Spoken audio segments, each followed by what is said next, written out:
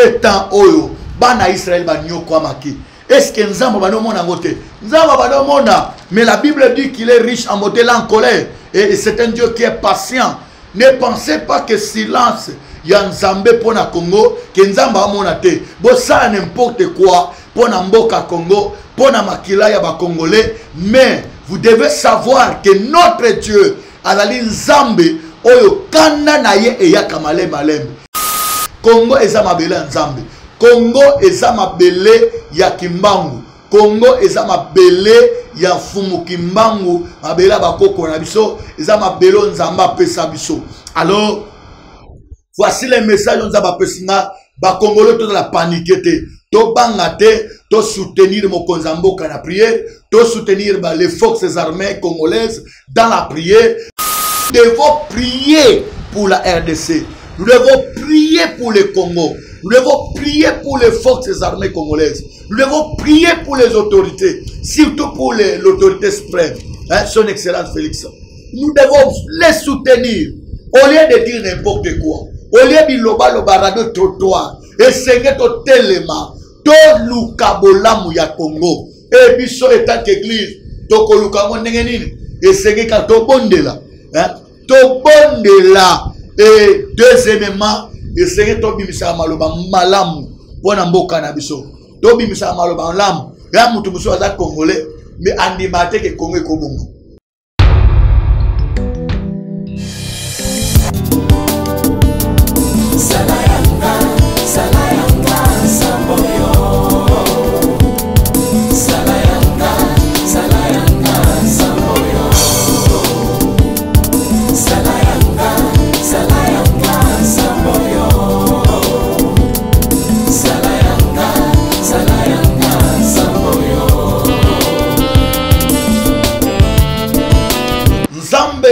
Na lola apambola bino makasi lisusu bobeti libaku malamu yako landa lisusu chaîne oyo intitulé Prophète Richard Officiel TV.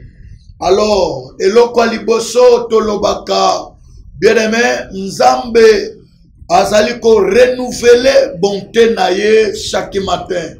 Alors bien-aimé dans le Seigneur, et loko nazali koloba, étant que l'homme de Dieu, le temps de Dieu arrive pour notre pays, le temps de Dieu arrive pour la délivrance de la RDC.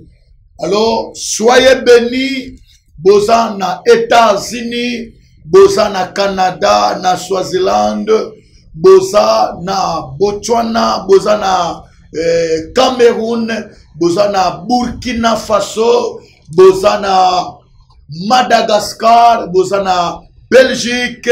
Que le Dieu des prophètes vous bénisse abondamment, le Dieu des apôtres, le Dieu de la Bible, qu'il soit votre partage. Et nazaliko souhaite bino bonne année 2025. Nzambe na lola apambola la RDC. Nzambe na lola apambola les autorités élevées en dignité, et surtout que Dieu puisse bénir l'autorité suprême, son excellence Fatou Beton, que le bon Dieu soit toujours avec vous et qui vous donne la force et la sagesse d'affronter toutes sortes de circonstances. Dès que nous sommes les hommes de Dieu, nous sommes derrière vous pour vous soutenir dans la prière, parce que c'est l'une de notre responsabilité. Zambé apambola bamampinga na biso, les forces armées congolaises, FARDC, Zambé apambola bino, apesa bino makasi, nazali ko pesa mbote na basala Nzambe, na bana Nzambe nyoso, partout dans le monde entier, et surtout à ma fille Fura Kavugo, depuis Canada, que la grâce de mon Dieu soit ton partage. Je bénis Papa Jambungu depuis France, non, je depuis Thaïlande, je bénis notre bien-aimé Papa Jean-Rémy, Nzambe Azala partage Nabiso, pourquoi pas l'apôtre âgé depuis Paris, pourquoi pas saluer les hommes de Dieu depuis Lubumbashi, depuis Boma, Congo central, Bukavu, Kivu, Nord Kivu, Sidi Kivu, à Goma, que la paix de Dieu, notre Seigneur et Sauveur, soit votre partage. Je suis votre humble serviteur, les frères, votre pasteur, le prophète Richard Nimi. Pourquoi je dis prophète et vous attendez aussi pasteur? Parce que j'ai le ministère prophétique, mais j'ai la responsabilité pastorale. Pourquoi? J'encadre les enfants de Dieu à l'église. Je suis le représentant légal de l'église, la main puissante de l'Éternel, les visionnaires aussi d'une grande communauté. Vous êtes bénis. Bienvenue le Seigneur. Sans plus tarder, j'avais commencé quelque chose très important, mais Koleka, il y a l'homme de Dieu, le prophète Richard Nakata Shen Oyo, Ezalakanatina. Pourquoi? Na lekaka pambate, na lobarape pambate, soki nzambe alobite, mais tant nzambe azoloba, alors, esengeli vraiment, toyeba na kotelema, toloba, to transmettre l'ainsi dit l'Éternel, parce que nous sommes la lumière du monde, nous sommes la lampe qui brille en RDC et même aux extrémités de la terre, qui brille même aux étrangers, des pays étrangers, même des pays voisins. Hein?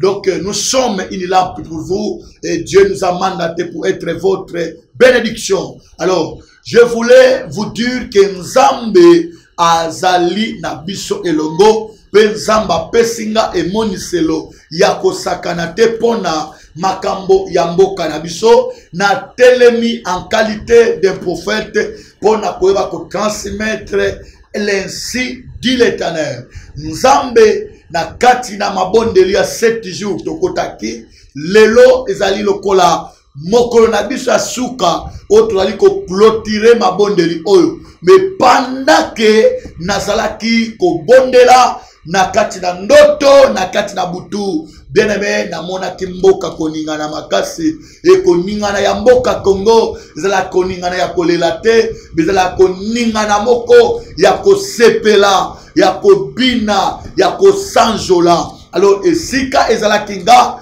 namonaki yiki makasi. Natalaki malamu na kati na ndoto, bien nazomona nazali kotala bato bazo ko sepela ba musu balobi ke non Nzambe apesi elonga na Congo et nazali kotala malamu. C'était l'arrestation de notre adversaire, notre ennemi, tu dois dire, parce que la Bible dit celui qui n'est pas avec nous est contre nous. Hein? Oyo azana bisote aza contre nous. Donc physiquement azamutu azali mutu Nzamba sali tozali kozwaye lokola ennemi te, mais pendant que azali contre biso, c'est-à-dire to considérer lokola adversaire, lokola ennemi. Na moni bakangi ennemi oyo Corneille nanga.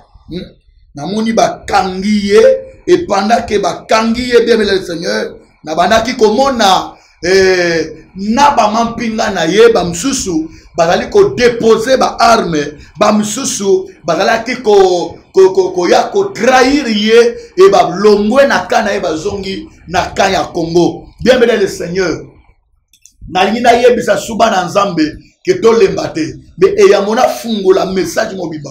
Et sengeli na banda na losambu parce que ma commune en Nzambe ezali koloba avant toute chose faites toutes sortes de prières en esprit et en vérité. Malgré message on Nzambe a pesinga ya ko transmettre liboso na bino na kata chaîne oyo, mais nazana temi oya motuya na bandaki la responsabilité de l'église face à la politique, face au pays, face aux rumeurs, face aux attaques de l'ennemi.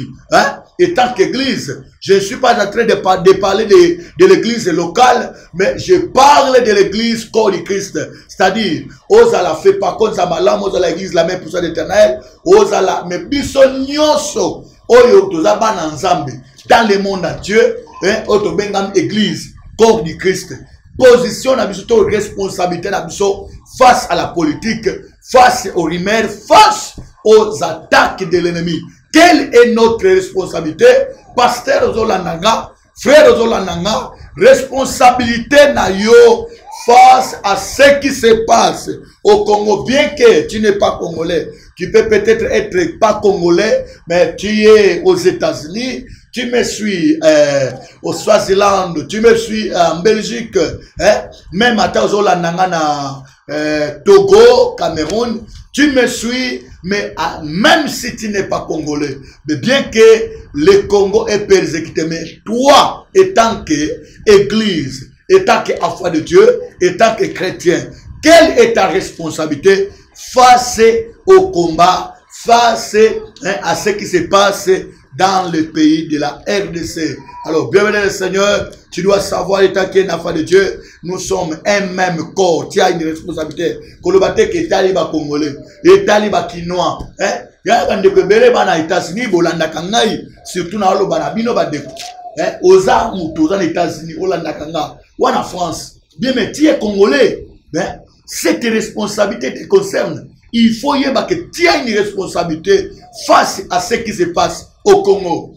Comment tu as le sang des Congolais, mais tu n'arrives même pas à remplir ta responsabilité ou bien à assumer ta responsabilité.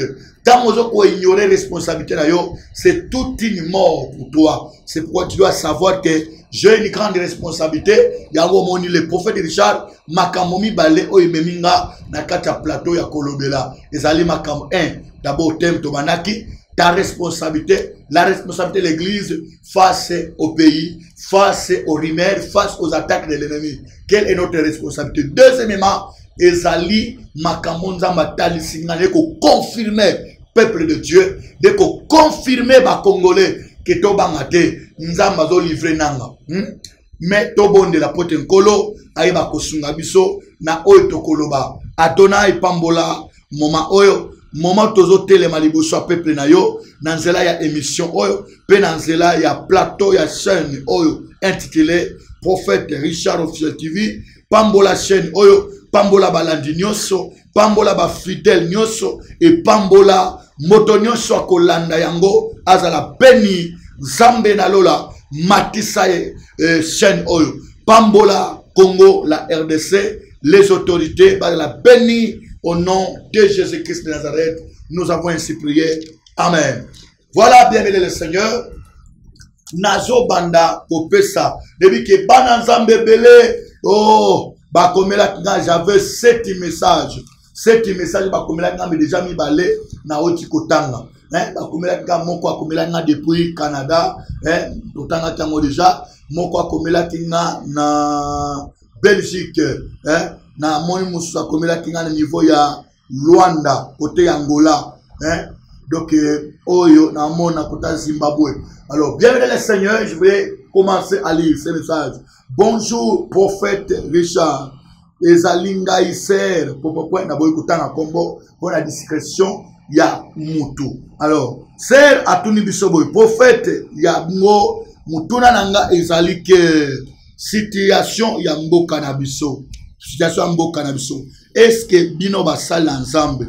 Bokoki ko sangana te lokola mutu moko pona kosenga nzambe apesa elonga na kati na mboka na biso parce que likambo ezoleka na mboka na biso ezali vraiment kolitsa mitema na biso. Wow.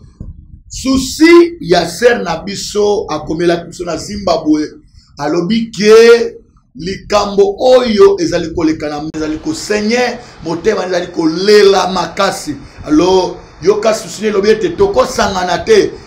Merci ma sœur Nzamba Pambolo Makasi pour na ko reconnaître vraiment moko ya ba fardo na biso moko ya ba responsabilité ya ba sala nzambe ke sento za nini do sangana et si to lobela te makambo sœur na biso et si to lobela te makambo yo ke ba sala nzambe senye to telema to bonne parce que ko bondela ya ba sala nzambe ils pe parmi ba biloko na lobela que ils allaient responsabilité il y a chrétiens il y a église face à ce que nous vivons en RDC. Alors bien aimé dans le Seigneur tozalaki na kata mabondeli na silsi ba prière nanga na mukolo ya lelo mais na kati na mukolo na butu ya lelo nzambe atalisinga vraiment nanga ya kukangama Soki penza ke nanga ubeti libako yoki message oyo, c'est que tu dois savoir que Nzambe ya Congo azaya kosilika, Nzamba Congo ya kosilika.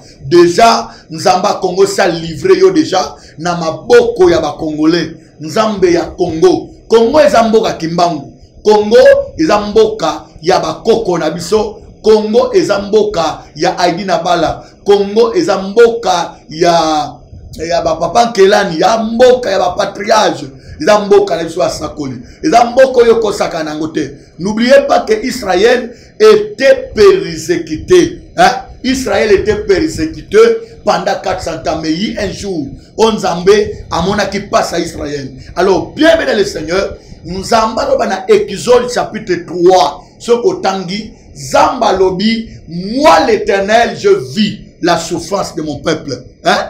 N'oubliez pas, mais je me demande, tout ce temps, Oyo, Bana Israël, Banyo Kwamaki. Est-ce que Nzamba Banomona Mote? Nzamba Banomona, mais la Bible dit qu'il est riche en modèle en colère. Et c'est un Dieu qui est patient. Ne pensez pas que silence, il y a Nzambe pour na Congo, que Nzamba Monate. Bon, ça n'importe quoi pour na Mboka Congo, pour na Makila ya ba Congolais. Mais vous devez savoir que notre Dieu, Azali Nzambe, Oyo Kana na ye e yaka malem malem. Balobi qu'il est riche en moment là en colère. C'est-à-dire, tant que là en colère, ça ne veut pas dire que asili kakate. C'est-à-dire asili kaka, mais kanda na ye e yaka malembe malembe. Congo eza mabele nzambe. Congo eza mabele ya kimbangu. Congo eza mabele ya fumu kimbangu. Mabele bakoko na biso eza mabele nzamba pesa biso. Alors, voici les messages nzamba pesina. Ba Congolais tout la panique te. To bangate, to soutenir mon Konzamboka na prière, to soutenir les forces armées congolaises dans la prière. C'est ça notre responsabilité. Et to telema, to la même esprit, même pensée, même désir. Et notre Dieu a coupé sa vie longue. Nzamba doit sa Moïse. Maintenant moi l'Éternel. Ce n'est pas les années passées, ce n'est pas les années coulées, mais maintenant. Et ce que vous devez savoir, année 2025, c'est année prophétique. Par rapport à Makambo, Oyo, Nzambe, Azali Koloba, doit que ils ont signifié quelque chose. Année 2025, c'est année 2024. Année 2025, ils ont année, il y a délivrance, ils ont année, Oyo, ils ont année, il y a remplacement. Oyo, le Bakanalingala, 6, il faut y avoir le 9. Alors, doye que il y a un temps pour toutes choses. Il y a un temps de tuer. Il y a aussi un temps où toi-même tu seras tué. Parce que la Bible est donc le bango. Oh ya bomakana mupanga ba usani. Ba bomaye pena mupanga. Alors c'est le temps où Dieu veut remplacer des choses.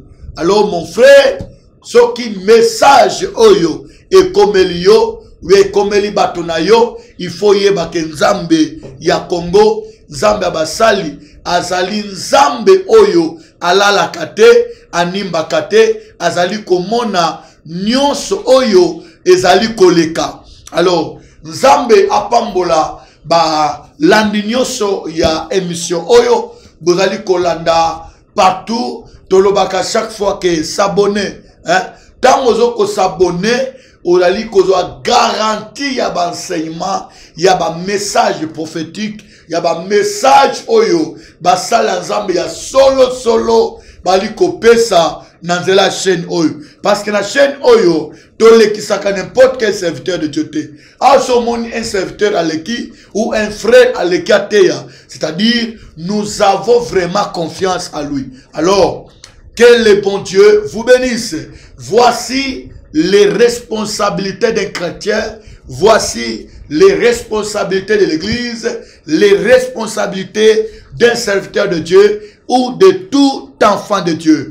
Avant que tout le monde énuméré la responsabilité, wana ya mwana Nzambe face au pays, face à la politique, face aux attaques de l'ennemi. Quelle est notre responsabilité? Tokotanga na mukanda ya Jérémie chapitre 29.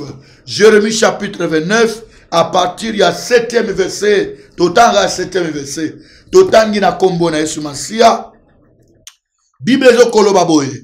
recherchez le bien de la ville où je vous ai mené captif et priez l'Éternel en sa faveur, parce que votre bonheur dépend du sien. Hein? C'est dans Nzambe Moutaloba. Recherchez le bien de la ville où je vous ai mené en captivité et priez l'Éternel en faveur, en sa faveur, parce que votre bonheur dépend du sien. Bonheur d'anga et dépendre Namboka Congo et dépend Namboka Congo. Tout enfant de Dieu, hein, nous amenons de moyen kakolango ezate bonheur ya moi ensemble aux Congolais. Tu dois savoir qu'à tant que na France, hein, au salo au changer nationalité, mais ngana lo baka chaque fois moni ba ndeko ba changer nationalité baza batu moko basumuka contre Nzambe. Ko changer nationalité eza ko corriger Nzambe, eza ko pécher contre Nzambe. Yango mona ka batebele ba oui, je vous dis c'est que vrai. Batebele ba compliquer ba vina bango. Pourquoi? C'est Dieu qui a voulu que yobota ma Congolais. Or na bon Nzambe na ye Nzamba tia ko sala erreur te. Akotikala ko sala erreur te. Tant yo déjà au pays au changer nationalité na comme français, c'est que lobi na Nzambe, Nzambe wa motema mabe.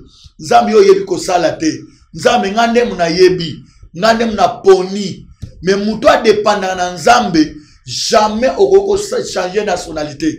Kende non a voyage ou que France pour un temps 5 ans, 10 ans, 15 ans, 20 ans, aux Onginayo, ouais, aux Onginayo, ou bien Tamsus, même à Taosala 30 ans, mais qu'on change de nationalité, oh, bien, on a l'inga so que Kobeta Munda, hein, Bangunda, on a zalaka, et blon moko péché, il a l'isumu, aux corriger Nzambe, hein, aux corriger Nzambe, aux fin Nzambe, nana bongite na la Congolais, il faut na comme français, il faut na comme angolais, hein. Et ça péché aux Hollandais à Paris, yeba que le prophète Richard, sokoza muto au Betangunda, yeba Luka prophète Richard a orienté yo, qu'est-ce que tu dois faire pour donner la malade dans ensemble? Parce que vit ba conséquences moko na vie no pe na bana na yo et muto ko intervenir ba conséquences wana à côté ko zalate. Ndeo moni bibelobi bo se confier na Nzambe boko za affermi pe na basali na ye boko yo ba kolonga. Jamais qu'on bête en monde à Nzambe. Jamais. Hein? On va changer nationalité. Il faut oyer senga pardon. Et pas ensemble. Il faut foutre mamoyo sala parce que tu as péché. Tu as péché. Il faut luka o zonge la Nzambe. Nzambe, qu'est-ce que tu dois faire? Et te orienter yo, qu'est-ce que tu dois faire? Mais en réalité, Nzambe ne mutalinga sala yo congolais. Nzambe ne mutalinga ola la moine Congo. Vous avez la papa na Congo, au bota ma Congolais. Bienvenue le Seigneur. Ba pays musu otozo ko envier les lots. Oh, soi-disant développé.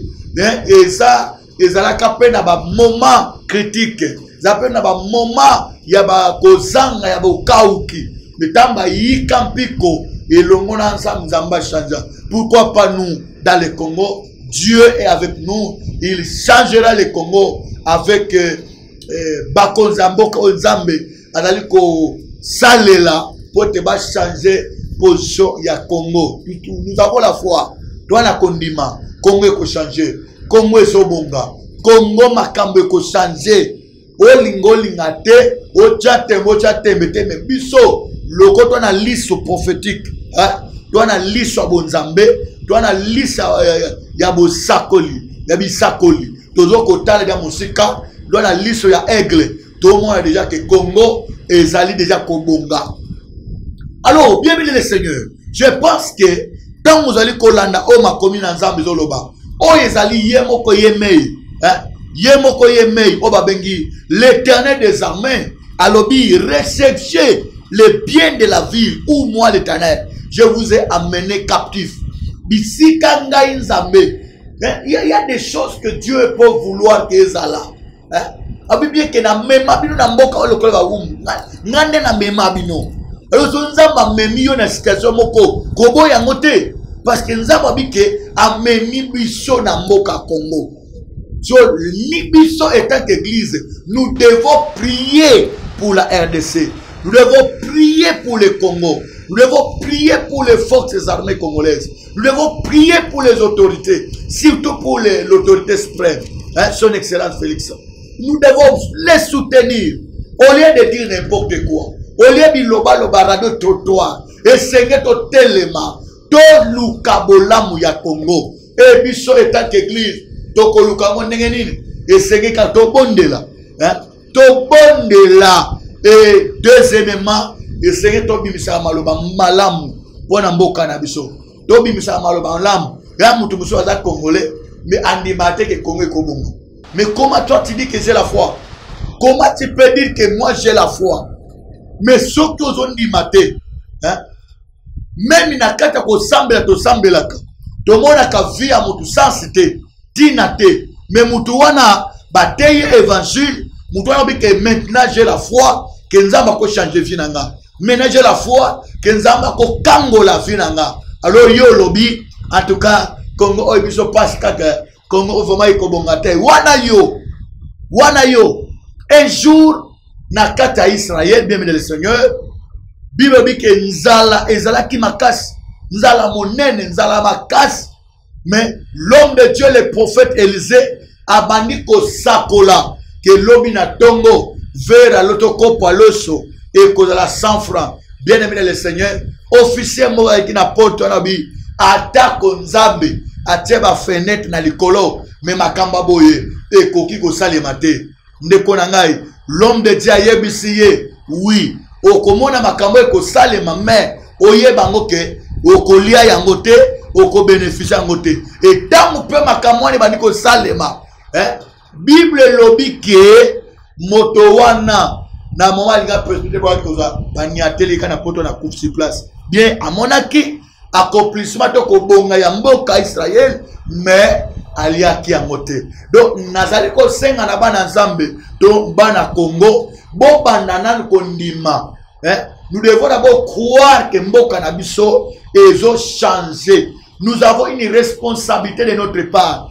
Dieu a sa responsabilité et nous aussi qui sommes Congolais, qui sommes Église, nous avons notre responsabilité pour ce qui concerne le changement de ce pays. Premièrement, je dis, nous devons prier pour notre pays, prier pour les autorités, prier pour tous les commandos, toute l'armée congolaise. Deuxièmement, étant que Congolais, que tu sois en étranger ou pas, les